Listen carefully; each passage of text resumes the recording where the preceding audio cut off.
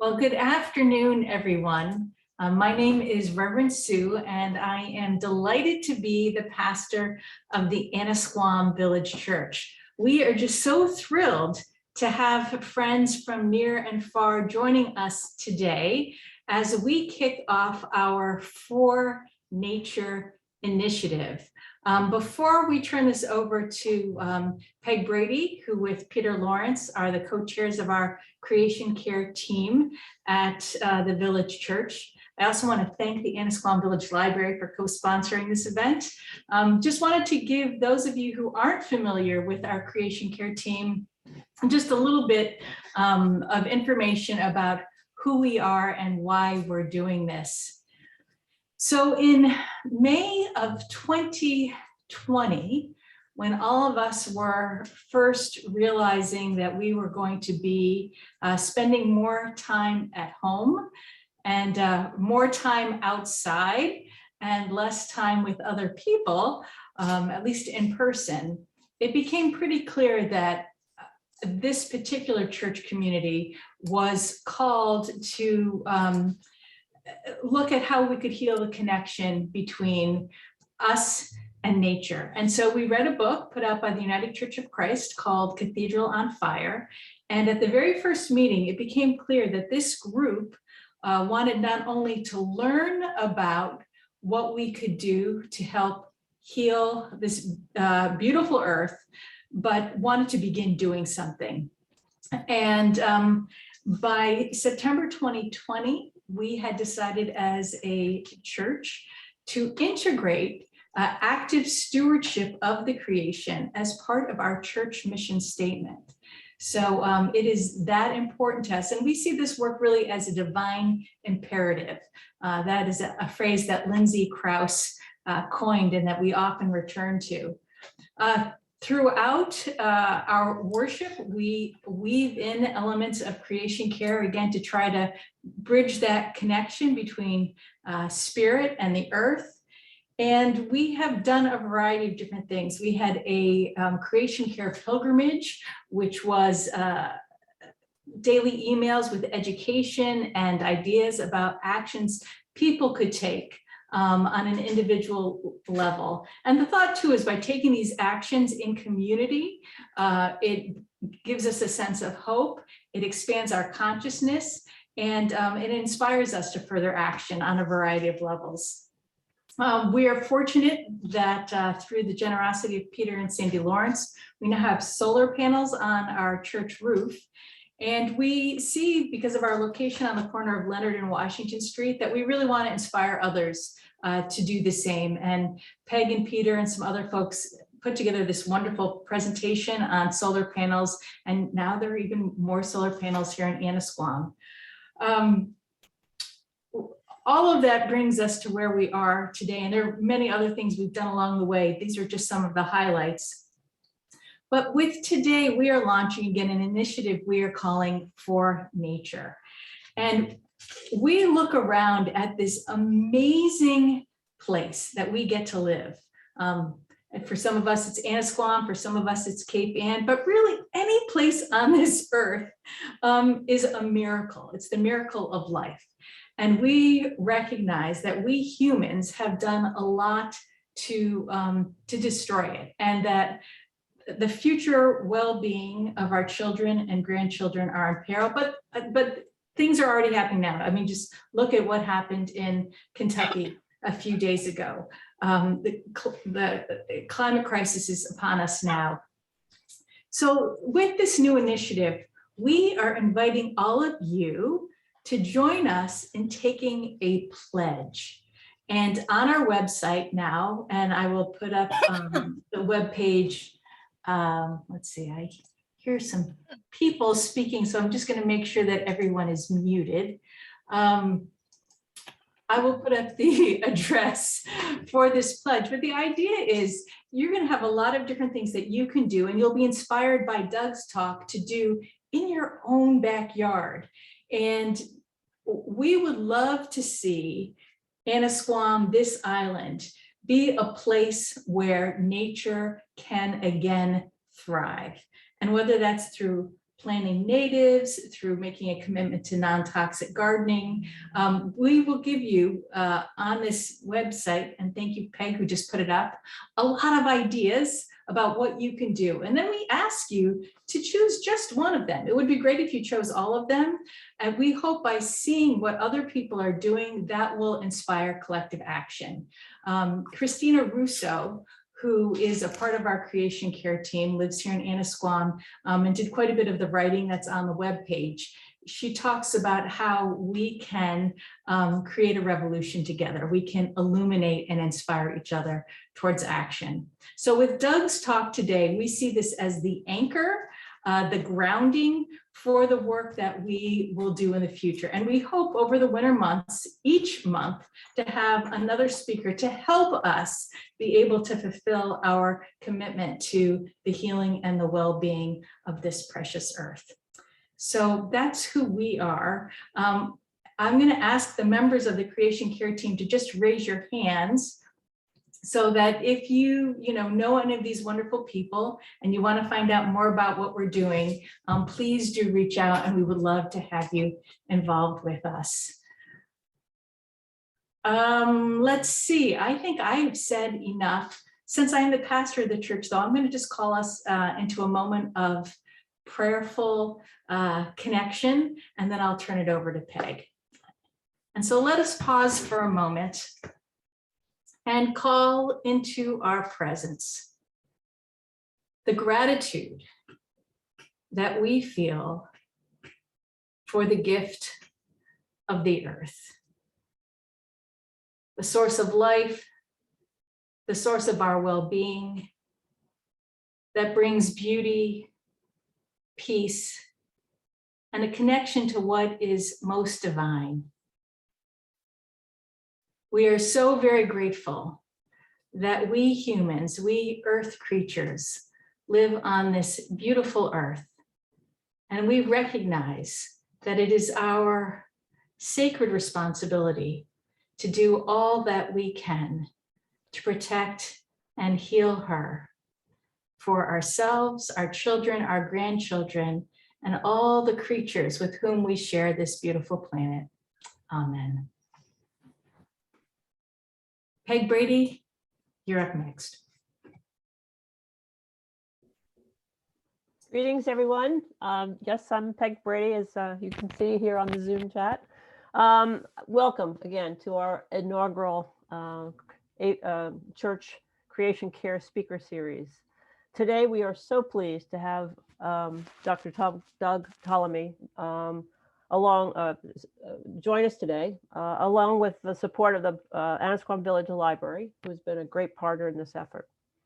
I had the great pleasure of meeting Doug while I was a member of the Federal National Invasive Species Council.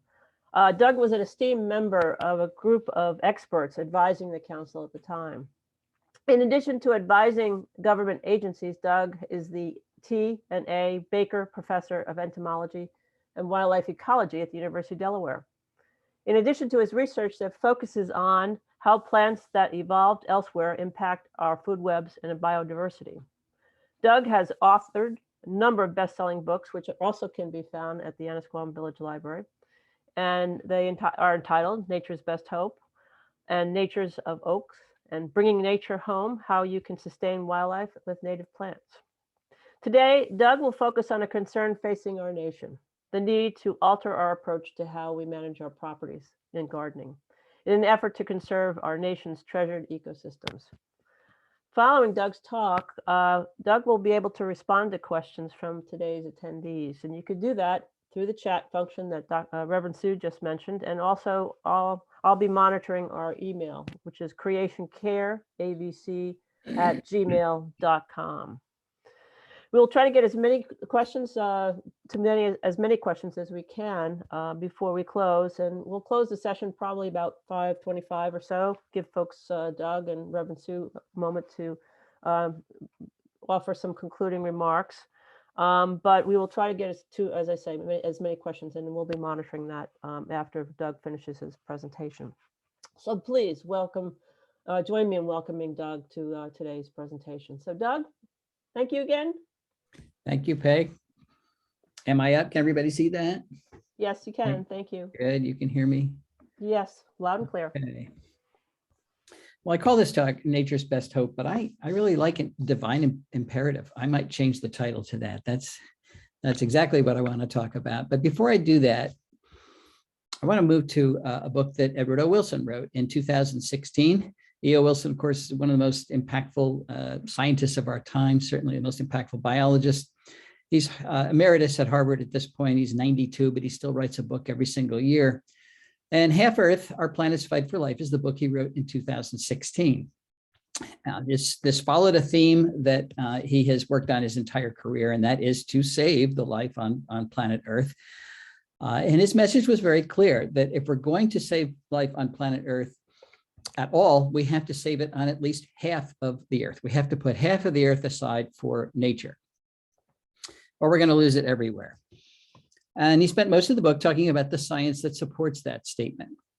And then he ended the book. He didn't spend a lot of time telling us how we could actually do that. To a conservation biologist, that's certainly music to our ears. Put aside half the Earth for nature, that would be great. But you know, almost half of the Earth is in some form of agriculture right now, at least terrestrial Earth. And we've got nearly 8 billion people in the other half with all of our airports and roadways and detritus.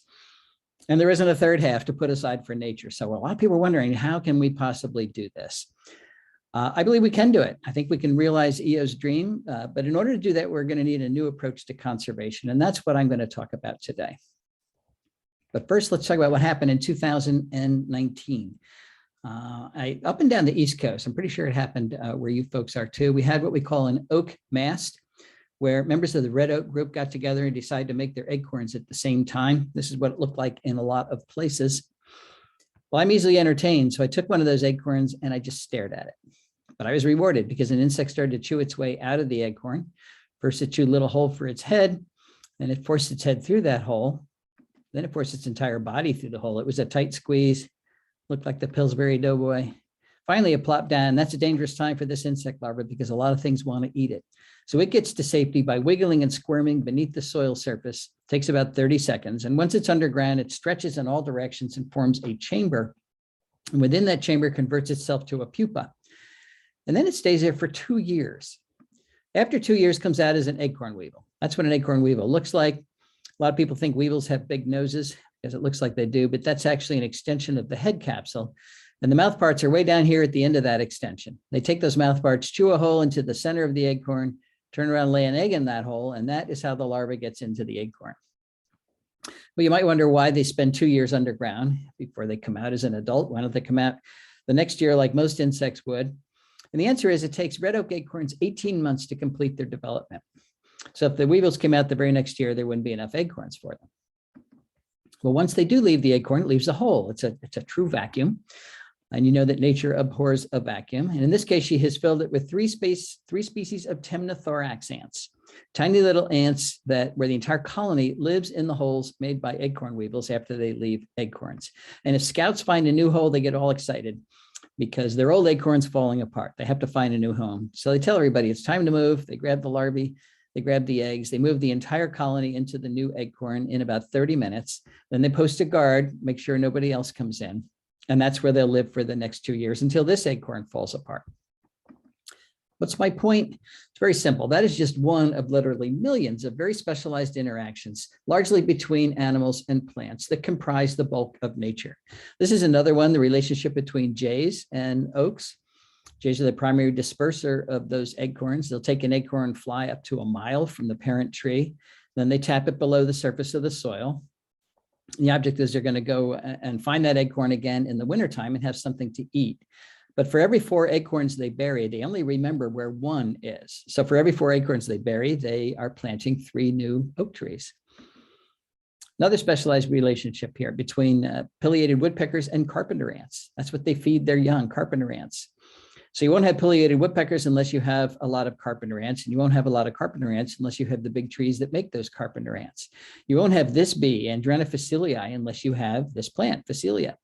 That is the only pollen that bee can rear its young on. And it turns out that pollen specialization is very common in our native bees. We have about 4,000 species of native bees, and over a third of them are highly specialized. They can only reproduce in the pollen of particular plants. You won't have the Baltimore checker spot unless you have white turtlehead. I could talk about nature specialized relationships for the rest of the week, the rest of the year. The point is, those relationships, nature itself, is on the ropes today. And it's on the ropes because we did not take Teddy Roosevelt's advice. Way back in 1908, Teddy heard that the state of Arizona was going to mine the Grand Canyon. So he went to the canyon, looked out over the edge, and said, leave it as it is.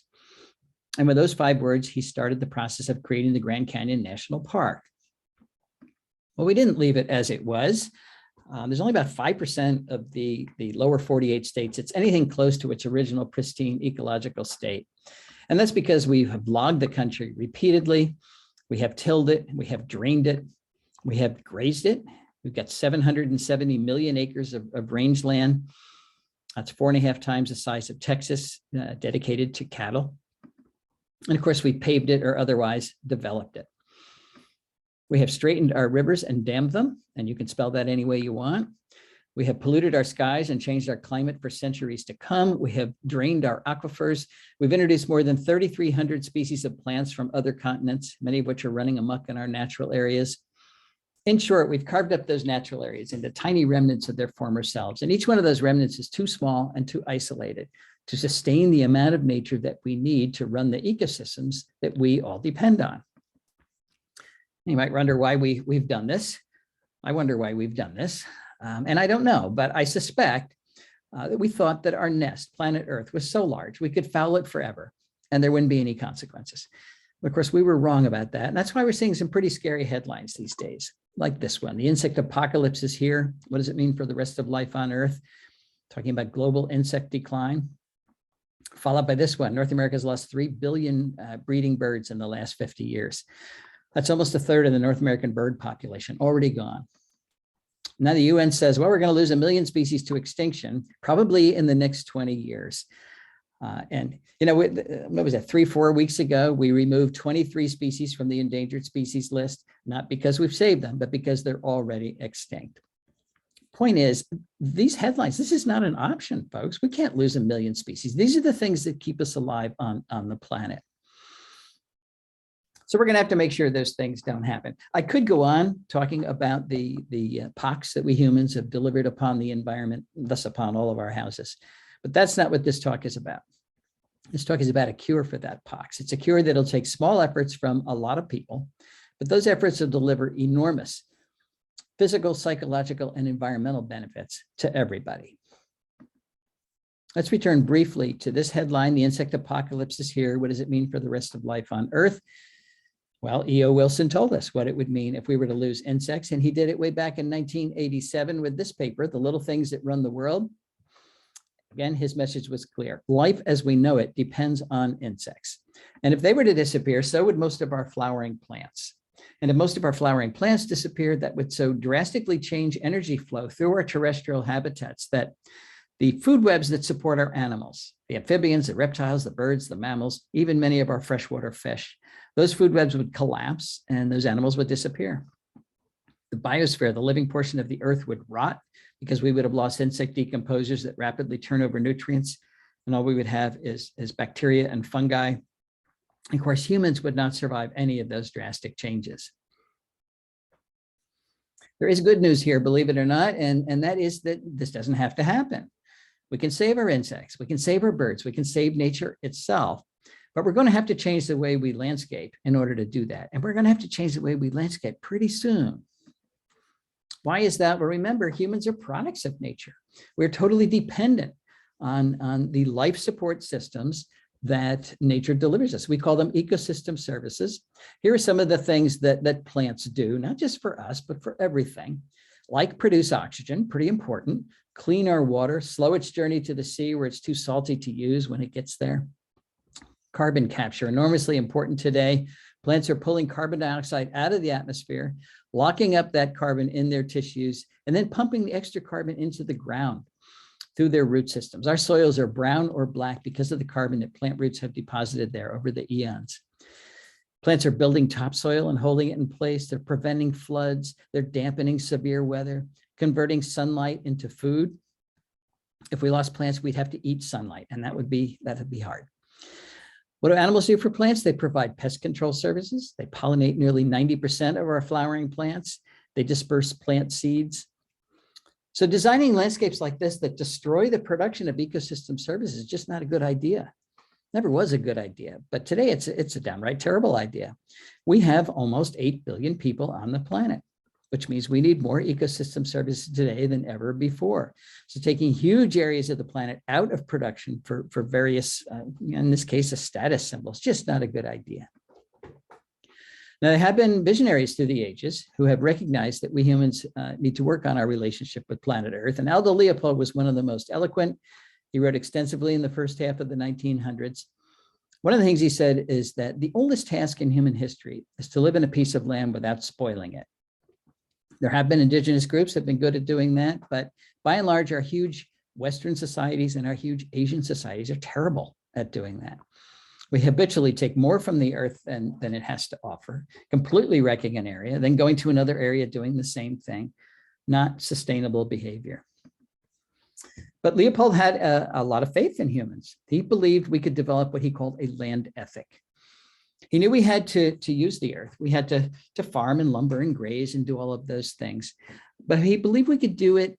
We could learn to do it gently enough so that we didn't destroy local ecosystems. And that's what he called a land ethic. And he wrote about it in the Sand County Almanac. What he didn't ever write about, though, was developing a land ethic where we actually lived. And I'm not sure why that was, but I suspect the notion that humans and nature cannot coexist in the same place at the same time. That notion was so deeply embedded in the culture of Aldo Leopold's day, and it's still embedded in our own culture, that he may not have recognized it as an option. Well, what I want to argue this afternoon is that not only is living with nature an option, it's now the only viable option that's left to us. In the past, of course, conservationists have worked pretty much exclusively where there weren't a lot of people. We now need to turn that on its head. We need to save nature, actually rebuild it where we've dismantled it, where there are a lot of people, because that is pretty much everywhere. In other words, we have to find ways for nature to thrive in human-dominated landscapes, not hang on by a thread, but thrive. Where should we start? Well, let's go back to private property. If we don't do conservation on private property, we're going to fail because most of the land is privately owned. 85.6% of the US east of the Mississippi is privately owned. 78% of the entire country is privately owned. 98% of Texas is privately owned. We're going to have to do conservation outside of our parks and preserves because they're not enough. It's not working. We wouldn't be in the 6th grade extinction if those parks and preserves were working. So when I talk about conservation, I'm not really using the word correctly. We certainly want to conserve the areas we haven't already wrecked, but we need to rebuild the ones that we have. So we're talking about a form of restoration. No, it won't be exactly like it was before we dismantled it, but we can still reunite enough of those specialized interactions that we can create functional ecosystems again, even if they're not exactly what was there before we humans came along. But in order to do that, we have to start with the building blocks. Not every species contributes to ecosystem function in exactly the same way. There's some species that contribute a whole lot more than other species. So we have to start with them, and we can add the others later on. And 2 groups that we can't do without include the flowering plants and the pollinators that allow them to reproduce. They, of course, are capturing the energy from the sun, turning it into food through photosynthesis, and then storing that food in their tissues, largely their leaves. So now we have the energy from the sun as food and plant leaves. We have to get it to animals. Most vertebrates do not eat plants directly. Most vertebrates eat invertebrates that have eaten the plants, and we're talking about insects, but not just any insect. It turns out that caterpillars are delivering more energy from plants to any other, or more energy from plants to animals than any other plant eater. So if we don't design landscapes that have a lot of caterpillars, and we're going to have failed food webs and failed ecosystems. Let me use the Carolina chickadee as an example. That's the bird at our feeders, at least where I am, Southeast Pennsylvania. That's the Carolina chickadee. Up north, it's the black-capped chickadee, but they're practically the same bird doing the same thing. They are at our feeders all winter long, eating seeds, and we tend to think that's all they need. Well, 50% of their diet during the winter is seeds, but the other 50% is insects and spiders, even in the wintertime. And when they're reproducing in the spring, their babies can't eat seeds. So they have to switch entirely to insects. And if they're in a healthy environment, they will rear their young exclusively on caterpillars. And they are not exceptions. 96% of our terrestrial birds are rearing their young on insects, and most of those insects are caterpillars. How do I know that? Well, there are a number of lines of study that have shown that, but this is a citizen science project that one of my students did a few years ago, Ashley Kennedy. She put out a call for bird photographers around the country to take pictures of birds during the breeding season when they were carrying food to the nests. And they were going to send those pictures to Ashley. She was going to identify the prey items that were in the birds' beaks and reconstruct the nestling diet for as many species of birds in North America as possible. She got thousands of pictures and she identified the prey items. Here's a summary of her results for 20 of the common bird families in North America. The green bars are the percentage of those nestling diets that were caterpillars. And in 16 out of the 20 common bird families, caterpillars dominated the diet. So again, what would happen to our breeding birds if we didn't have enough caterpillars in the landscape? Most of our birds would not be able to breed successfully. So there's something special about caterpillars. What is it? There's actually several things special about caterpillars. And one of them is that they're soft. Think of this guy as if he's a little sausage with a very thin wrapper. The thin wrapper is his exoskeleton, it's its cuticle. It's made of chitin and it's undigestible, so the birds don't want a lot of that. And because caterpillars are soft, you can stuff it down the throat of your baby without fear of injuring them. And if you've ever watched a parent bird rear their young, they're pretty rough. They take their beak, it's like a plunger. They just stuff it down there. Caterpillars are also relatively large prey items. One medium-sized caterpillar is equal to the biomass of 200 aphids.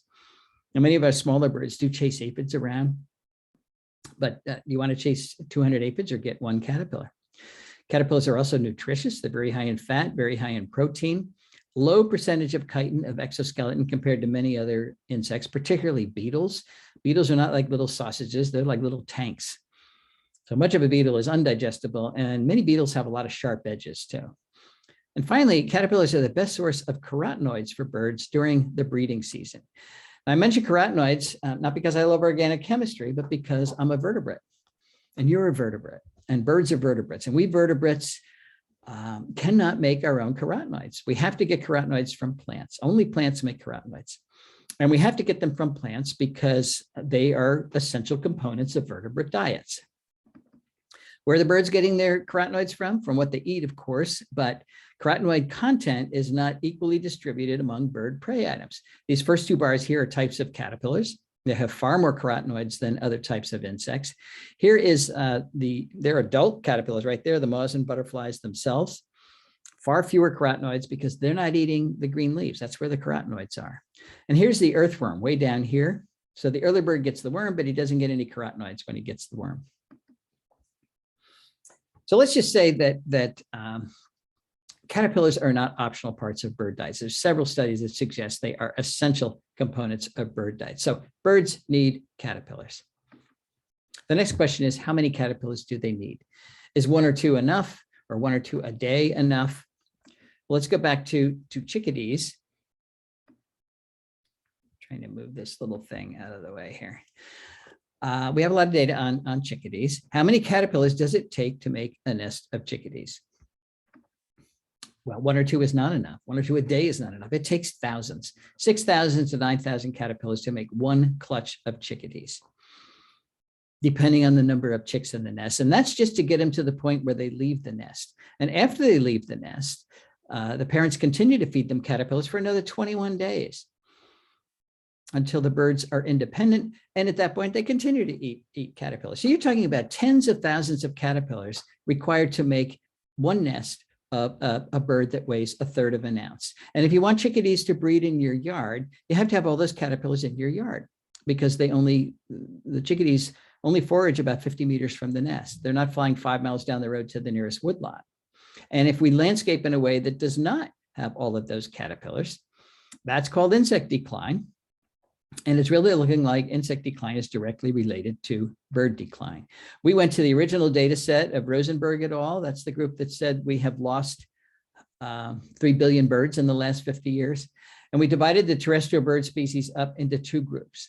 The group of species that require insects at some part of their life history, typically when they're breeding, and the birds that don't require insects. So things like doves and finches can actually reproduce without any insects. They make a milk out of seeds and feed that to their young. Well, the birds that don't need insects didn't decline at all in the last 50 years, but the birds that do require them decline on average 10 million individuals per species. This doesn't prove cause and effect, but it certainly does suggest that there's a direct relationship between the amount of bird food and the well-being of birds. No big surprise there. So we need to add a criterion to what we're looking for when we design landscapes. You know, in the past, we've designed landscapes with one thing in mind. We want them to be pretty. Well, we now have to make landscapes, if we want to have anything else living around us, that also make a lot of insects, particularly caterpillars. So how do we do that? How do we add caterpillars to a landscape? We do that by adding the plants that support those caterpillars. That seems pretty easy. But there is a catch, and that is that most plants don't support a lot of caterpillars. So we have to be fussy about which plants we put in our landscapes. And we have to be fussy about which plants because the caterpillars themselves are fussy. And the monarch butterfly illustrates this perfectly. Of course, monarch butterfly is a specialist on milkweed. You can have all the crepe myrtles and all of the boxwoods and all of the hostas and all of the burning bush and all of the plants from Asia that we typically landscape with in your yard, and you won't make a single monarch butterfly. The only thing that's going to make monarchs is milkweeds. And if we take milkweeds out of the landscape, the monarchs disappear. That's called host plant specialization. And it turns out that most of the insects that eat plants are host plant specialists. Why? Because plants have made them that way. Plants don't want to be eaten. They want to capture the energy from the sun and use it for their own growth and reproduction. So they've loaded their leaves with nasty tasting chemicals, secondary metabolic compounds that make those leaves either bitter or downright toxic. And it's a really effective defense that keeps most of the insects of the world from eating most of the plants of the world. And that's why it's green out there in the summertime. It's not because there are no insects out there that want to eat those plants. It's because most of the insects that are out there cannot eat most of the plants. They're too well protected. But we do know that insects eat plants. So how do they do that? How do they get around those chemical defenses? Well, this is where the specialization comes in. Every plant lineage that's out there protects itself with a unique cocktail of chemical defenses. And an insect can't adapt to all of those types of defenses. So they pick one or two plant lineages that are very similar in how they protect themselves. And they develop the adaptations necessary to get around those chemical defenses. They develop the enzymes that store and excrete and detoxify those compounds, the behavioral adaptations, life history adaptations that minimize the insect's exposure to those compounds. But it does take a long period of evolutionary history with those plant lineages for all those adaptations to fall into place. And once they do fall into place, the insect is locked into eating that plant. And that's why when you take your milkweed out of your yard and replace it with hosta, the monarch disappears. It can't eat hosta. It's locked into milkweeds. It's also why when we bring in plants from other continents to landscape with, most of our insects cannot eat them. And when many of those plants escape and become serious invasive plants in our natural areas, then we're devastating the food web in those natural areas as well. So all I'm trying to say here is that plant choice matters. If we're trying to rebuild natural systems, rebuild the ecosystems around us, we have to have functional food webs.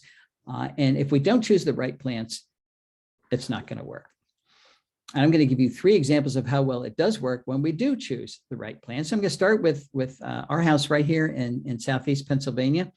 It's where my wife Cindy and I live. This is what it looked like when we moved in. It was on a farm that was broken up into 10-acre lots. It was a very old farm, had been farmed for just about 300 years. And the last thing they did on the farm was to mow it for hay. So there were very few plants there when we moved in. And our goal was to restore the biodiversity that used to be on that farm before it was farmed. And in order to do that, you've got to rebuild those caterpillar populations. So here's some examples of how we went about doing that. I wanted to see if I could attract the Canadian owlet to our yard. That's what a Canadian owlet looks like. It's a pretty little thing. That's what the adult looks like. Well, in order to have Canadian owlets, which I'd never seen before, by the way, you have to have meadow rue. That's the only plant to eat. Host plant specialization. I don't know if I mentioned, but 90% of the insects that eat plants are host plant specialists. So we didn't have any meadow rue. There's no meadow rue anywhere around us. I'm sure it was in that part of the world before all the farming, but long gone. So I got some meadow rue seeds from someplace and planted them. They grew very nicely. But this was early on, and I actually had very little faith that Canadian owlets would be able to find my little patch of meadow rue. So I didn't even go out and check it for at least 2 months after I planted. Then I walked by for another reason, and my meadow rue were covered with Canadian owlets. They had found it right away. I'm still surprised about that. So now we have a good population of meadow rue and Canadian owlets. So we've added 2 species to this piece of land. Same story with the goldenrod stowaway, this beautiful orange moth here. Actually, it's a misnomer, has nothing to do with goldenrod. It's a specialist on this plant, Biden's aristosa, ditch daisy. I did know where there was some ditch daisy nearby, a power line cut about 14 miles away. So I got some seeds, planted them. They grew very nicely. Well, it took a year for that moth to find my Biden's aristosa. But it did, and now I got a good population of both of those. So now we've added 4 species to the property. Same story with the hackberry emperor. I wanted hackberry emperors on our property, not because it's the most beautiful butterfly in the world, but because it belongs there. It's a species that ought to be where we live. Well, as its name suggests, it's a specialist on hackberry, on Celtis. We didn't have any hackberry. So I got some hackberry, I planted it.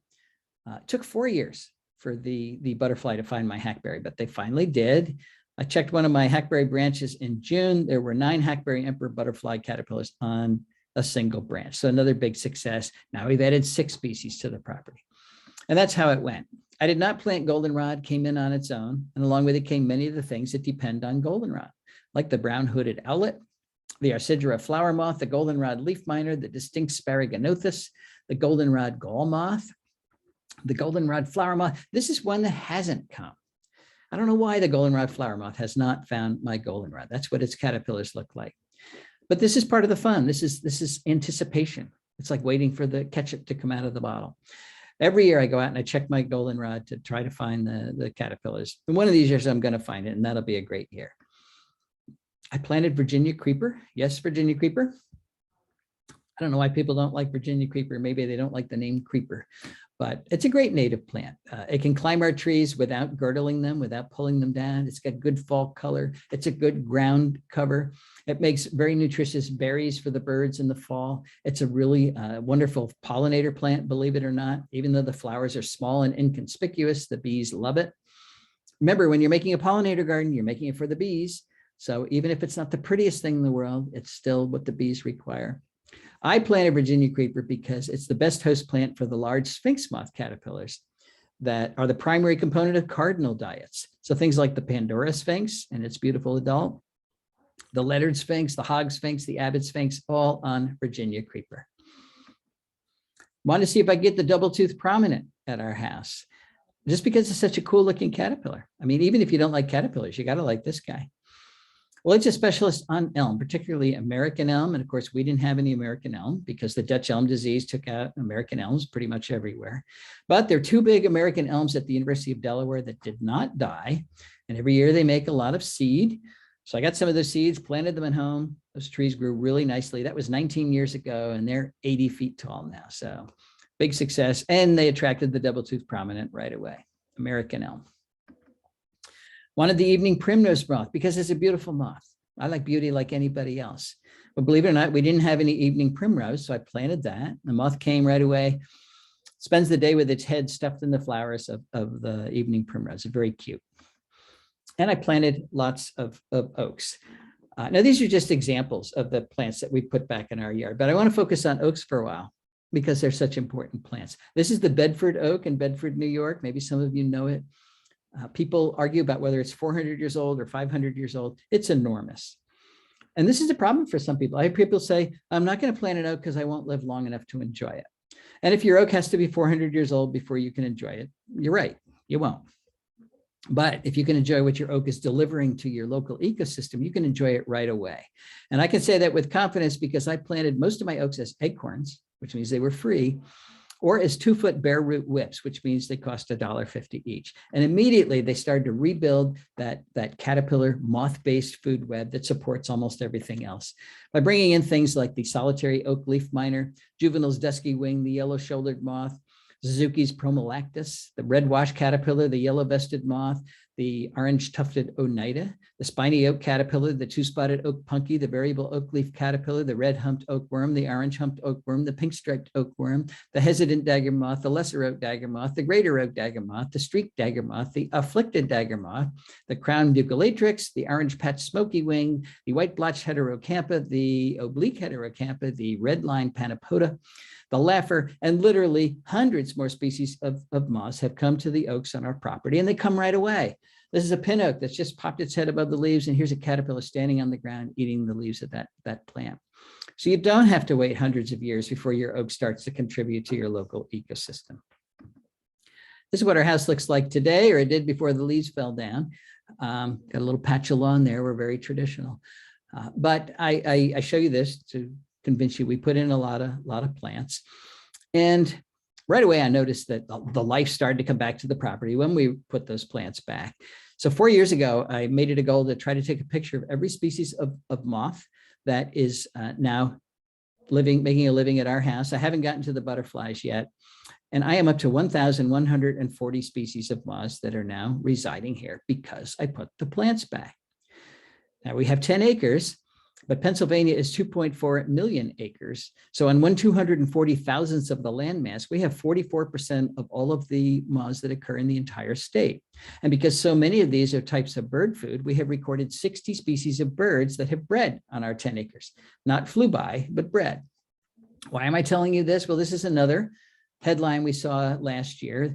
World Wildlife Fund says that we have lost 2/3 of wildlife, vanished from planet Earth since 1970.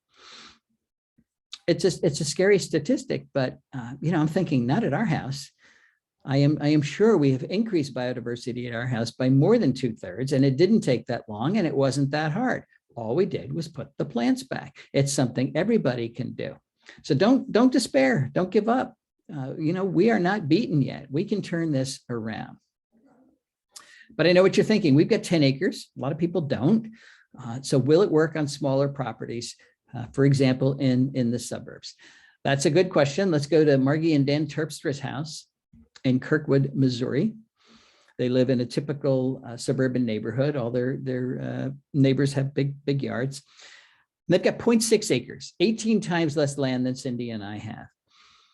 And when they moved in, their property was covered with bush honeysuckle, Amur honeysuckle, another invasive species. They got rid of that. They planted 75 species of native plants, put in what they call a bubbler. It's a little water feature for the birds. And then they sat back and started to count the birds that have used their yard. They're up to 149 species, including 35 warbler species.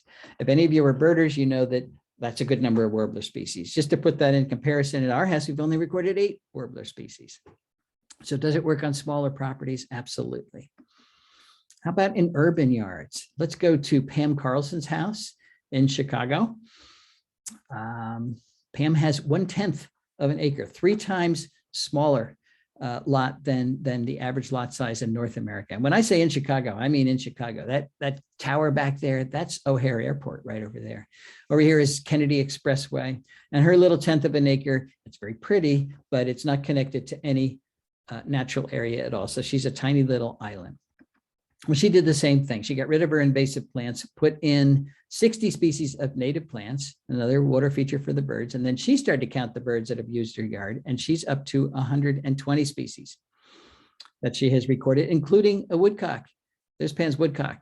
So if you haven't seen a woodcock lately, go to Pam's house in Chicago, sitting right there.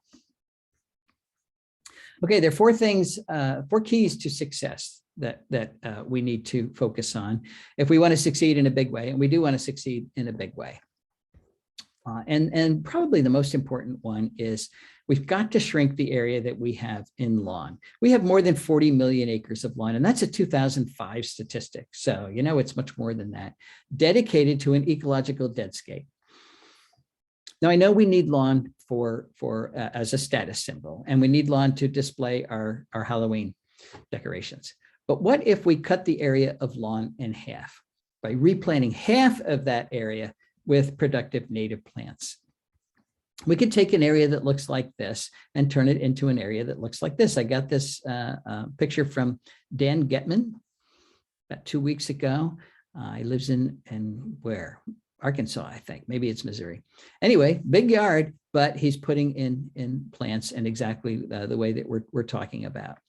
Well, if we did that on half the area that is in lawn, that would give us 20 million acres that we could do conservation on right at home. So we could create a new national park that I'm calling Homegrown National Park.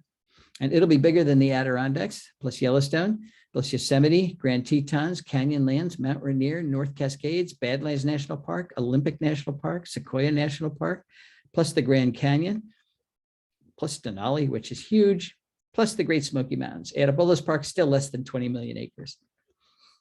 What do you get when you put a park at home, or at least some part of nature at home? You get the opportunity to develop a personal relationship with Mother Nature. And you can do it at your own time and your own pace. You can avoid crowds. Some people like crowds, but not everybody. You know, 375 million people went to our real national parks last year. So typically when you go to a national park, you're going to sit in a parking lot. That's the experience most of the time. It's also free. There's no admission fee. It's never closed, no matter what pandemic comes down the pike. No travel hassles. You get to experience the natural world alone, which I think is essential to developing that personal relationship, not mediated by anybody else. And this is especially important for our poor kids who are suffering from nature deficit disorder, according to Richard Louv. So we're trying. We get 30 kids, put them on a bus with a teacher. They drive for an hour, go to a natural area, walk around for an hour, and the teacher tells them not to touch anything. Then they get back on the bus and they go home. And that's their experience with the natural world. But it's really been an experience with 30 other kids and a teacher telling them not to touch anything. If they have some part of nature right where they live, they can go outside and interact with it on their own, alone, no parental supervision. Let them work it out by themselves. They will come home again, I guarantee it. This is so important because our kids are the future stewards of the planet. And if they don't know what they're stewarding, how to steward it, why they should be stewarding it, if they don't love nature, they're going to be lousy stewards. And maybe they will learn how to hunt lizards. I'm learning this from my own granddaughter, Zoe, who lives in Hawaii on a very modest patch of nature. It's a little patch of lawn with a hedge, but she discovered there are anole lizards there. And when she found that out, she sent me this slide to tell me how you hunt lizards. You get on the ground and you cover yourself with leaves and sticks so the lizards can't see you coming. Then you crawl very slowly toward the lizard. You can wear your best dress, that's okay, but no smiling. This is serious business. You sneak up on the lizard, you catch the lizard, you put it in an aquarium, you learn how to take care of it, you learn how to be a steward of that part of nature, and you develop that personal relationship. Now, I don't think Zoe's going to be crawling on the ground in her best dress, catching lizards the rest of her life. I don't think. She sent me this picture not long ago, so who knows? But I guarantee she's going to remember catching lizards in Hawaii the rest of her life. And I also guarantee she's going to be a good steward of the planet because of those experiences. If you want your kids to do more than catch lizards, get Nancy Stranicity's Nature Play at Home. Dozens of examples of how to expose kids to the natural world right where they live. And if you want to join Homegrown National Park, you can do that. Go to our website, homegrownnationalpark.org, and get yourself on the map. What does that mean? It means you put in your location and the amount of area that you're going to convert to native plants, or you already have, or the area that you're protecting, and your little piece of your county will light up. And the object is to get that 20 million acres converted to Homegrown National Park. So this is our attempt at social media. We want this message that everybody is an important steward of the planet. whether or not you're a tree hugger, whether or not you actually care about the environment, it's your responsibility to help convert it from a dead zone to something that's productive. We want that message to go viral through social media.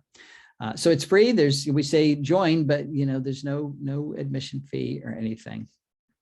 And people say, are you using our data? I don't even know what that means. I don't even know what my password is. So no, we're not using your data. So we're going to shrink the lawn. The area we take out of lawn has to be converted to native plants, but which one should we put in? Which plants are the best plants? I'm going to argue that we need to focus on what I'm calling keystone plants. Remember what a keystone is. This is the Roman arch. The keystone is the stone in the middle of the arch. And if you take that stone out, the arch falls down. Well, if you take keystone plants out of your local food web, the food web collapses because the keystone plants are making most of the food. Just 5% of our native plants are making 75% of that caterpillar food that drives our food webs. 14% of our native plants are making 90% of the caterpillar food that drives those food webs, which means 86% of our native plants are contributing, but not all that much. So think about the keystone plants and the ecological house that you're building as the 2x4s that are holding up that house. They're essential. You can't build a house out of wallpaper. And that's what we've been trying to do for the last 100 years. So you're not through building your house once you have your keystone plants, but they're an essential component of it. So the question is no longer simply, are natives better than non-natives? On average, they certainly are. But I can build an all-native landscape that supports very little if I don't include keystone plants. The question really is, do we want to choose the native plant species that are going to support the most pollinators and the most caterpillars or not? I used to get an email, I haven't gotten it lately, but from somebody that says, don't you know that ginkgo biloba from Asia actually grew in North America 7 million years ago? That makes them native. That means we can plant them and everything will be great. Well, yes, I do know that ginkgos grew in North America 7 million years ago. We can argue about whether that makes them native today, but I'm not going to have that argument because that's not the metric. It doesn't matter whether they're native or not. It matters whether they're doing anything or not. I don't care whether ginkgos grew on the moon or not. They produce 0 species of caterpillars today, and that's the important metric. They're standing there, they're taking space, but they're not contributing to the local food web. What's contributing more than anything else? It's one of our oaks. They support 557 species of caterpillars just in the mid-Atlantic states, over 952 species nationwide. There's no other plant genus that comes close to that. If you want to know what the keystone plants are where you live, go to National Wildlife Federation's website, Native Plant Finder. Put in your zip code and the ranked list of both the woody and herbaceous keystone plants in your county will pop up. And this is what a typical list will look like. It's much bigger than this. I just stopped because I ran out of room. But notice I say native oaks, native cherries, native willows. If I go to the nursery and I say I want to buy a cherry, they're going to sell me an Asian flowering cherry. I guarantee it. If I say I want to buy a willow, they're going to sell me a weeping willow from Turkey. If I want to buy a birch, it'll probably be a weeping birch from Europe. You've got to specify that you want a native member of these very important plant genera. Or you will, if you get a non-native member, you will reduce caterpillar use by 68%. We've already done that experiment. These are the most powerful herbaceous plants in many places. Goldenrods often lead the list here. The various genera that asters were broken up into, sunflowers. Not just in terms of making caterpillars. Goldenrods support 110 species of caterpillars, by the way, but in terms of supporting the specialist bees I talked about earlier. If you have a goldenrod and various asters and perennial sunflowers in your yard, you can support at least 44 species of native bees, specialist bees that won't be there if you don't have these genera, because those are it's the only pollen they can use. So we're going to shrink the lawn. We're going to use keystone plants. We're going to invite a lot of insects to our yard, and then we're going to kill them with our security light, which of course is not the goal. A lot of research suggesting that light pollution is an important component or an important cause of insect declines in many places. And these are the various ways that light pollution at night kills insects, particularly those all important moths that create all those caterpillars. This is good news to me, believe it or not, because we have to turn around insect decline. We've already lost 45% of the insects on the planet. We can't tolerate that anymore because they are the little things that run the world. If we can turn that around simply by flicking a switch, turning out our lights at night, we're getting off easy. That's a pretty easy thing to do. But I know what you're going to say. I can't turn the light out over my garage or over my front porch because the bad man will come. Okay, put a motion sensor on it so that it only turns on when the bad man does come. And the first thing you're going to notice is the bad man doesn't come very often. And if you don't want to do that, take the white bulb out of your security light and put in a yellow bulb. Yellow LED bulb is the best because yellow wavelengths are far less attractive to our nocturnal insects than our white wavelengths. If we switched out our white bulbs for yellow bulbs, overnight we would save millions of insects in the summertime and millions of dollars too, because LEDs are certainly much more energy efficient. Okay, we're going to shrink the lawn. We're going to use keystone plants. We're going to turn out our lights. Then we're going to invite Mosquito Joe to come kill all of our insects. There's no shortage of ways we have to kill our insects. This is a booming business all around the country. Mosquito Joe is undoing everything I've been talking about for the last 15 years. And he says it's okay because this is a natural product. And it is. It's pyrethroid fog, and it comes from chrysanthemums. But cyanide is a natural product too, so I'm not sure that's a good argument. He also says it only kills mosquitoes, and I wish he was right. But in fact, it kills all the insects it comes in contact with. Not this fall, but 2 falls ago, there were headlines about the huge monarch kills. Migrating monarchs in the fall flew through Mosquito Joe. There were hundreds of dead monarchs on the ground. The big thing is it doesn't work. You don't try to kill mosquitoes in the adult stage. You have to kill 90% of the population to get control in the adult stage.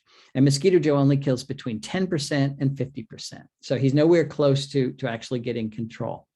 The way to control mosquitoes is in the larval stage. You get a bucket. And people say, how big a bucket? I don't care. Get a bucket, fill it full of water, put in a handful of straw or hay, and this is during the warm part of the year, of course, and let it ferment for a couple of days. What you're doing is building up the population of diatoms and algae, and that's what mosquito larvae eat. Then adult mosquitoes, the females that want to lay their eggs, will lay their eggs in that bucket. That brew is irresistible to them. So once they lay their eggs, a couple more days, you put in a mosquito dunk. You go to the hardware store, get a sheet of mosquito dunks for $9. Put in a mosquito dunk. That is Bacillus thuringiensis. It's a natural bacterium that only kills aquatic diptera. And the only aquatic dipteran in your bucket is mosquito larvae. So you put that in, the mosquito larvae eat it, they die. And it's extremely targeted. It only kills them. If there's a dragonfly in there, it won't hurt it. If your dog drinks it or if a bird drinks it, it won't hurt it. You might put a coarse screen over your bucket so a chipmunk doesn't drown in there. But this is a targeted, cheap way to control mosquitoes, especially if everybody had a mosquito dunk bucket in their yard. Okay, the fourth thing we need to do is to landscape in a way that allows caterpillars to complete their development. What do I mean by that? Again, I live in Southeast Pennsylvania, where oaks support 511 species of caterpillars. This is just an example. A few of them, like the Polyphemus moth, complete their development on the tree.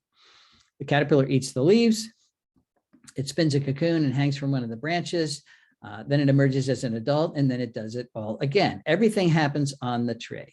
And I wish everything did that, but most species don't. 94% of them will finish growing as caterpillars on the leaves of the tree, but then they drop from the tree and they wiggle their way underneath the ground to pupate underground, or they spin a cocoon in the leaf litter that's under the tree.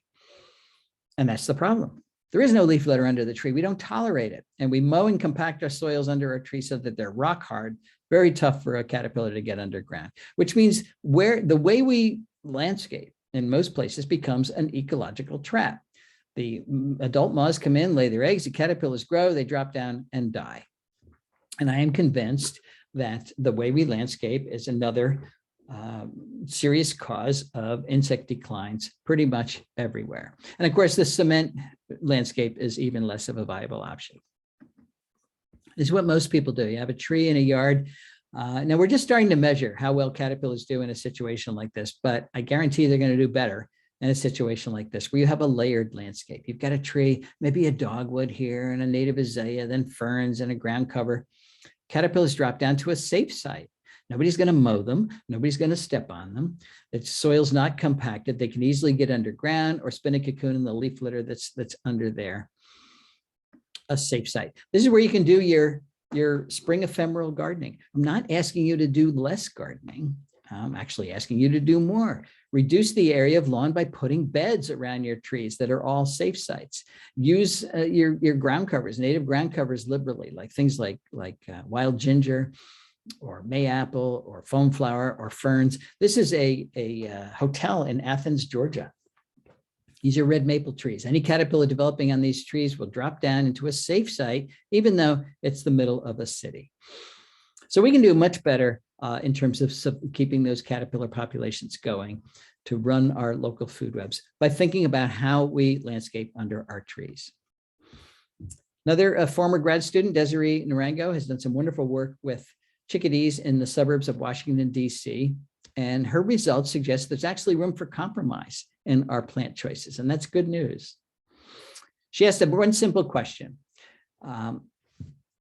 How well can chickadee populations be sustained in landscapes that are dominated by native plants versus landscapes dominated by typical introduced plants from Asia?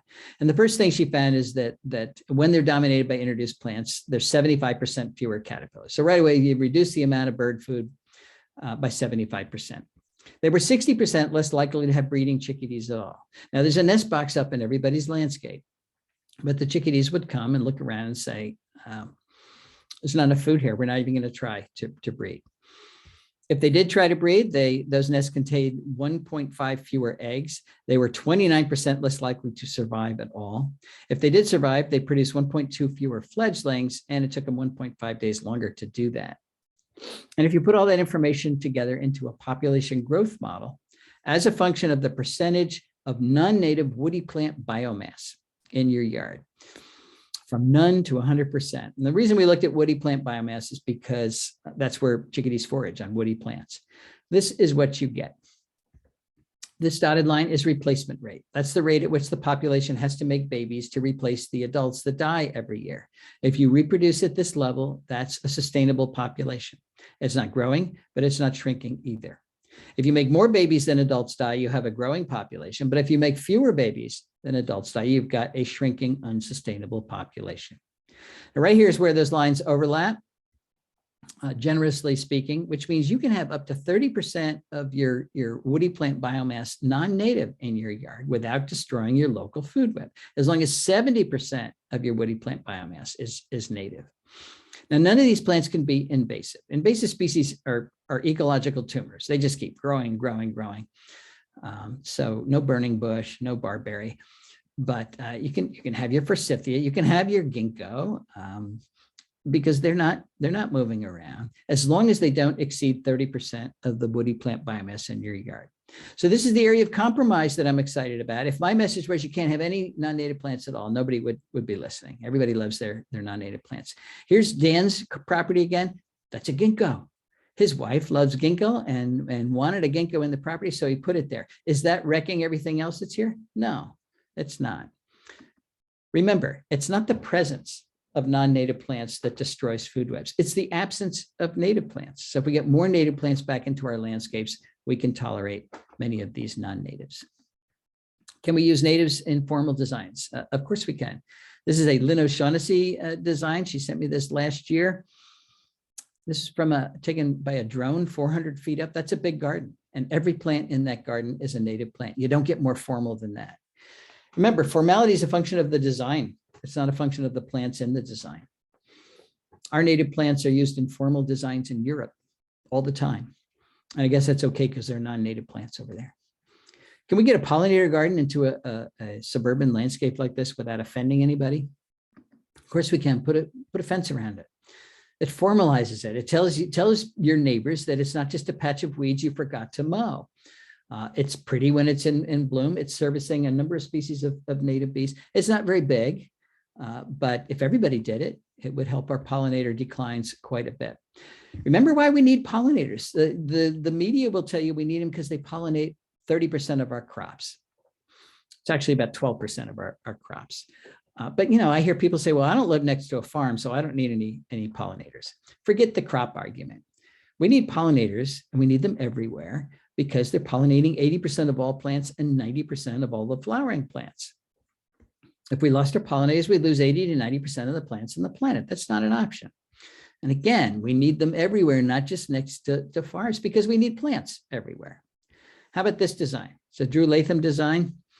It's much bigger. Imagine the amount of life supported here versus the amount of life that's supported here. Seems like a no-brainer. Can municipalities help us live with nature? Yes, they can, and many of them are doing it. The Minnesota has a cost-sharing program. It's called the Lawn to Legume program to encourage homeowners to reduce or completely replace their lawn with appropriate Minnesota prairie plants. Very popular program. Pennsylvania has a new lawn conversion program. You get up to $5,000 per acre if you convert your lawn to native plantings. There's an island off Florida that's paying residents to allow burrowing owls, listed species, to burrow in their front yard. This is the way the Endangered Species Act should have been written, with carrots rather than sticks. If you have an endangered species on your property, we're going to pay you to be a good steward of that species rather than fine you if you do something with your property. Everybody would want an endangered species at home. St. Louis, Missouri, Fayetteville, Arkansas, and now I heard that South Carolina, I think, they all have bounties on calorie pears, one of our most invasive ornamentals. You take out a calorie pear, you get a free tree replacement. And even water utilities are getting into the act, giving people $100 coupons in the Southwest to put in water efficient native plants. And of course, the big lawn conversion programs in California, up to $2 per square foot rebate if you take out the lawn that California does not have one drop of water for lawn, and put in appropriate xeric plantings. I think we've made 3 missteps in the early years of conservation.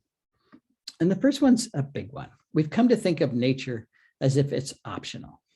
We like it, but it's not essential. And if it's not essential, when push comes to shove, when resources are in short supply, then nature takes a back seat. And of course, resources are always in short supply.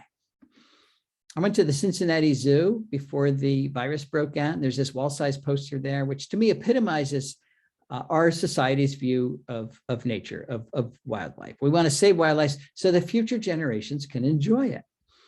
This was Teddy Roosevelt's argument for creating the national park system.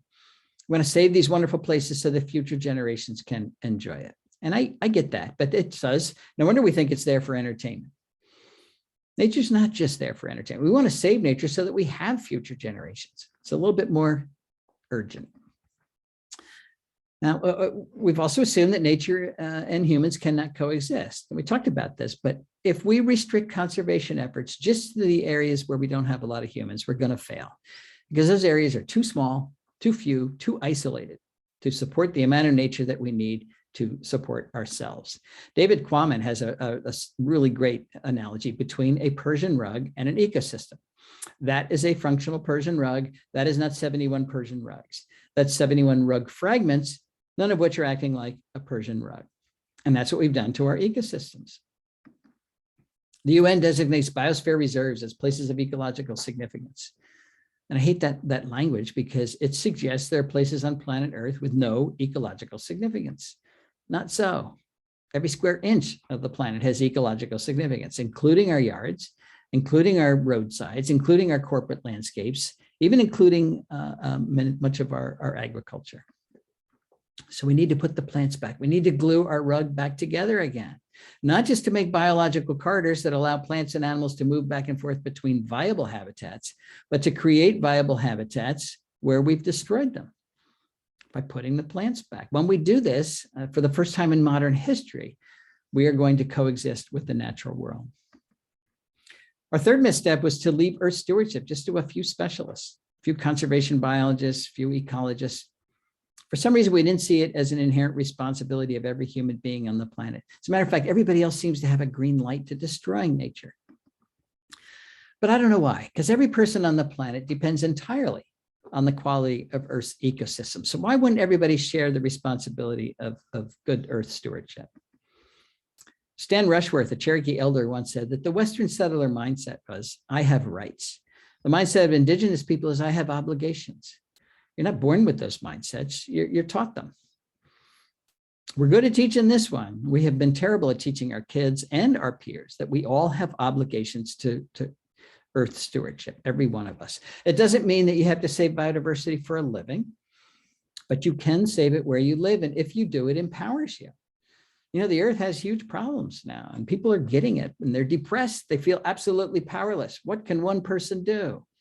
Well, one person can shrink their lawn. One person can pull out their invasive plants. We didn't even talk about that. One person can put in a pollinator garden. One person can use keystone plants. One person can turn out their lights. One person can totally revitalize their little local ecosystem and contribute to their greater ecosystem rather than degrade it.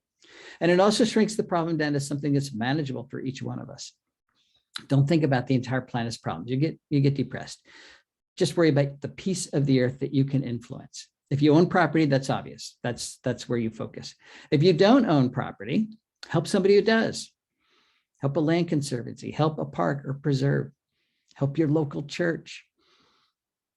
As a, you know, everybody's understaffed and underfunded. As a volunteer, they will love you. So as a property owner or a volunteer, each one of us has the power, and we certainly have the responsibility to fix dead landscapes like this. Whether or not we decide to do so is going to determine nature's fate and then ultimately our own fate. I think I have convinced my grandchildren that you are nature's best hope. I hope I've convinced you as well.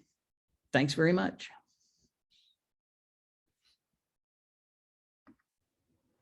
Thank you, Doug. Wonderful, wonderful, very inspiring. A lot of information there too.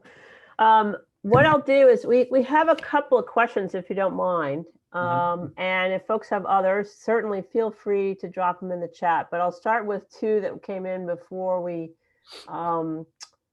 started this afternoon. One, this is from Peter Lawrence. Are there any schools, primary, middle, or high schools that have incorporated your thoughts into their teaching and or landscape? I know you referenced a few. And then a second question is, what are your thoughts about rewilding? Specifically, rewilding NEP, KNEPP in the UK. Okay, let's start with schools. I do get a lot of requests from schools how to do this on school property. And it wasn't long ago where people said, I want to do this on school property, but don't give me any plants that will attract bees because then they're going to sting the kids. That's the native bees, by the way, aren't going to sting you. It's the honeybees, and you know everybody's worried about lawsuits. But there are a number of schools that are thinking about this. A number of master gardener groups are helping schools build pollinator gardens, particularly. But one thing I can tell you is that Timber Press, that's the press that has published my books, is rewriting Nature's Best Hope for grade schools so that they can get it into the schools. And that should be done next year. And when that's out there, I really expect more schools to get involved. What do we think about rewilding? I mean, that's really what I'm talking about. And there are a couple of groups, Isabella Tree in England, who's done this on a failed farm in a big way. I think they're great efforts. And what's amazing is, you know, England has sterilized itself. The English sparrow and starling are red listed in Great Britain because you know, it's serious invasive species every place else, but where they belong, they're disappearing because they've just removed nature to such a great extent. But Isabella Tree's efforts on her farm have shown that even when things are practically gone, they can recover pretty quickly. So she's demonstrating how resilient nature is. Now, there's some rewilding proposals, for example, putting lions and giraffes and things, not giraffes, camels, back into North America because they used to be here, different species, but similar. And you know, we can talk about that. I'd be happy if we just put the bison back. For the most part, I totally support rewilding. We need to coexist with the natural world. So that means the wild parts too. Great, thanks. Another question from Peter Herbert. Our villages, this is Annisquam, our village in Annisquam, a meadow abuts the ocean. From the high point to the low of the meadow, we have two clear running streams. Do these streams need protection? And if so, how do we protect them? Thank you. That's Peter Herbert from our community. Well, that meadow surrounding those streams is a great way to protect them. That it filters any water going into the streams, filters out any pollutants or extra nitrogen, for example, from our fertilized lawns or our farm areas. In the east, meadows typically want to go to forest because we get a lot of rain. And the only thing that kept the eastern prairie open was grazing. And that goes way back to the old Pleistocene mammals that grazed very heavily. And we had wood bison all the way to the Atlantic. So we remove those grazers, and typically they don't stay meadows. The woody plants will come back in. And that, of course, is very healthy for streams as well. You want streams to be shaded because it keeps the water cool, which things like trout and everything require cool water. But if you have good meadow around your streams, I'm happy with that. Okay. Another question from our chat, and I know you referenced this earlier, and I'm certainly interested in it. Did you face challenges from deer in your Pennsylvania property? How do you counter challenges from deer and other than through high fencing? Yes. There's 6 deer on our property as I speak, and I need permission to drive out my driveway because they won't even move. So what do we do about that? We have too many deer, folks. We've got deer up to 14 times over the carrying capacity, and we have to control those deer populations either naturally by bringing the wolves and the cougars back, or unnaturally. We have to do it for the health of particularly our wooded ecosystems. We're getting no recruitment. Deer are encouraging invasive species as much as anything because they eat the natives and leave the non-natives alone. It tips the competitive balance. But my wife will not allow hunting on our property, so we don't do that. And I understand that. Bambi's very cute. So I had to put a cage around every plant I wanted to keep. And particularly our trees, all those oaks I planted as acorns, deer would get them in year 1 if I didn't cage them. But I did you can get 5-foot galvanized wire cages. And I see people put them down the tight little cages around the stem. Let the plant grow and spread its branches. So I put pretty hefty cages around. And then, we've been there 20 years now. I'm still using the same cages. I can move them around when the plant gets beyond deer browse problem. You still want to wrap the trunk. I use one wrap of the plastic deer fencing, and that prevents buck rubbing because the bucks will rub the bark right off your young trees. But I don't have to do anything in my trees now. Those oaks that I planted as acorns 20 years ago have a circumference like this. Really, they're 50, 60 feet tall. So they're well beyond deer browse problems. And it didn't take that long, really. But it's a pain in the neck in the beginning, and that's just what we have to do if we're not going to control our deer. I have a problem with the bucks rubbing their and scratching up the bark on our trees. It's terrible. They really ruin the trees. How do you get rid of invasive plants like bishop's weed? What is bishop's weed? Do I have that? I'm not familiar with that. Sarah Austin asked that question. Sarah, do you want to? Snow on the mountain. This is where I say I'm an entomologist. I don't know anything about plants. But it's the same method for anything. You've got to kill the root system. So if you're working with woody plants, you've got to kill the root system. Just cutting them off doesn't do that. That's why mowing doesn't control your invasives. Can I say of this particular plant? Every time I've dug way down under the roots, it as soon as you cut, it spreads. Yeah. If you leave any particle, all of a sudden it's 100 times.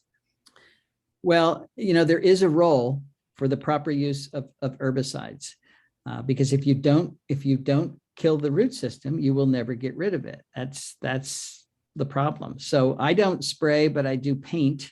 When I cut something, I paint the stem so that it gets down and kills the root system. It's using very little product. And I know a lot of people won't do that, and I understand that. Yeah. But one way or another, you've got to kill the roots. If you, depending on how much you have, you can layer cardboard on top, sometimes for many months, and shade it. Years. Yeah. So, I decided I'm not going to live long enough to do the slow method. So I think of herbicides as chemotherapy. These are ecological tumors and they just keep spreading. So we got to kill them just the way we kill the tumors in our bodies. Chemotherapy is poison. We know that, and you can easily abuse it. But if you use it correctly, it can work. So that's what I do. There are a couple of comments about some of the local schools having pollinator gardens. So in our city here, there's a question here. Can you address any issues regarding fall cleanup practices, such as, and this is a common problem we have in our community, leaf blowers and cutting back? Yeah. Yep. So this is one of those most frequently asked questions we were talking about earlier. We're starting to look at leaves very differently. The same way we look at water. It used to be that we wanted to get all the water off our property as soon as it fell. Now we want to keep all the water on our property so that it infiltrates and recharges the water table. Same thing with leaves. When they fall from your trees, they have the nutrients that tree used that year in them. And if you don't let that return to the soil, then you're depleting the nutrition from the soil that your trees need over time. So the object is to keep every leaf that falls on your property on your property. And the best way to start a new bed under your trees, if you don't have one, is to put the leaves there. Leaves are really good at smothering out grass when you pile them on there. And then you can plant right through them to create that safe landing sites we were talking about for those caterpillars. My son bought a new house a couple of years ago, and the first fall he called me up and he said, "Dad, I've got too many leaves. What should I do with them?" And I said, "Put them in your flower beds." And he said, "I don't have enough flower beds." I said, "Exactly. That's how you shrink your lawn. You increase the size and number of your flower beds, and you can start it with leaves." Can you put too many leaves in a flower bed and smother plants? Yes. So you have to do it in more or less a natural way. But many of your perennials and things are much better at poking through those leaves than we think they are. A lot of people want to mulch them with their mower, grind them all up. And that's better than burning them or taking them off site, but it shortens the lifespan of those leaves. You want the leaves to make it through the year before they break down. If they break down and you have bare soil at any part during the year, that's not good, because you need the leaf litter as a blanket protecting all the soil organisms on the ground. There are more species that live underground than on top of the ground. So they're small, but they're vital to the health of the plants in your yard. And then if you don't have enough space for all of those leaves, then make a compost pile in the back, but keep them on your property. Remember, in many of those leaves, you've got all these cocoons of those moths that have dropped down. They curl over the edge of the leaf. They're very hard to see. So you're protecting those creatures as well. There are 70 species of moths that eat dead leaves on the ground. And there's several species of butterflies that do that as well. So when you throw out your leaves, you're throwing out the Luna moth, you're throwing out all these things that we really don't want to throw out.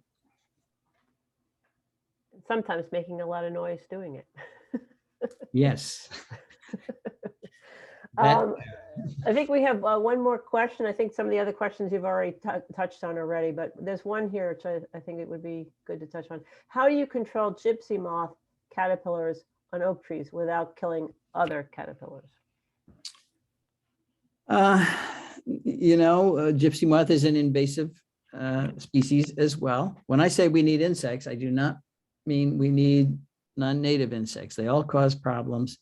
And the gypsy moth has certainly caused a lot of problems. First of all, your oak can stand more damage than we think they can. But when you have a bad gypsy moth infestation and it's outbreaking for 2 or 3 years in a row, and your oak is on fairly shallow soils and they've defoliated it a couple of years, they can kill it. And you don't want that. That's 100 years gone because of gypsy moth. When we have a good rainy spring, there's a natural fungus that has made its way over from Europe. We didn't introduce it, but it's here, and it controls the gypsy moth really well. It's very specific to the gypsy moth. There's also a virus that breaks out when you have high populations, and again, it's specific to gypsy moth. But you usually need high populations for those things to happen. You get the bad gypsy moth infestations when you have series of dry years in the spring, and that's what you've had in New England. So what do? If you spray Bacillus thuringiensis, that's a formulation just like for the mosquito dunks. This one's for caterpillars. It kills all the caterpillars. But if you're in one of those situations where that's about all you can do, you don't want to lose your oak tree. So it's better killing caterpillars for 1 year and save the oak than to let the gypsy moth kill it. So, life is full of trade-offs, and that's one of them. Maintaining the health of that tree is very important, but you can't kill one caterpillar without killing the other ones too. So this is just one of the problems that we bring in when we bring in these invasive species. Well, thank you, Doug, very much. We have just 2 minutes left. Reverend Sue or Doug, any closing remarks you'd like to offer at this point? Well, I think you've heard enough from me. I'm going to turn it over to Reverend Sue. I think she went home. No, she's there. We can't hear you. You're on mute. I see we've run out of time before getting to every question, but know that we are going to be continuing these conversations in the months ahead. Again, we want to invite you to our new web page at annisquamvillagechurch.org/nature to take the nature pledge so that we can take to heart all that Doug has offered us today and really heal this precious planet that sustains all of our lives and gives beauty and joy to our days. So thank you, Doug. Thank you, Peg. Thank you, Peter. Thank you, Creation Care team, and all of our friends who have joined us this afternoon. Have a great night. Great. Take care, everyone. Be safe. It's good to see you again, Peg. Thanks, you. Doug. Good seeing you, Doug. Take care of yourself. Safe Bye-bye. travels. Excellent. Great talk. Thank you. Thank you. Fabulous. Wonderful Thank you talk. so much. Much. Really wonderful. Thank you. Thank you, Peg. Yep. Wonderful.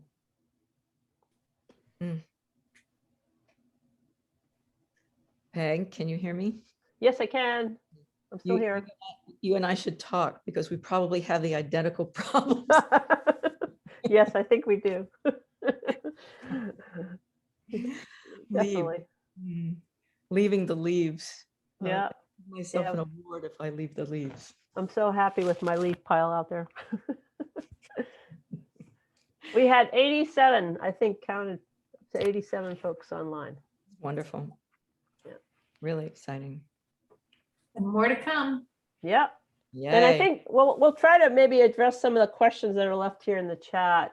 Maybe we can do that on the website. I'll try to see if I can capture the remaining questions.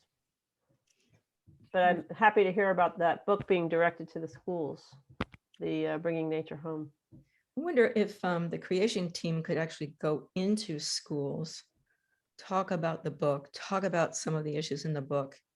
Because I had the thought, why, with the priorities that the next generation are surely going to have, we aren't creating actual courses, at least at the high school level, if not the elementary level. Why do you wait till college and, until you begin to take a course that will teach you how to take care of your, Yeah, no, definitely. It'd be fun to take the book in and talk about certain things in schools. Doug mentioned a book by Nancy Strinitz called Nature Play at Home, which I think would be good to take a look at and see if Okay. she has any kind of website at all, because that would be a good way to share with local children we know and children who live nearby. The title sounds like every child's job description. Right, exactly. But know many more children about it don't than get, I we think know. it was, and her last name is Strinitz, I believe. But I'll double check and see if I can find it. Minutes, okay. And I think when this other book, Doug's book, is tailored for Absolutely, yeah. schools, that's Yeah. something we should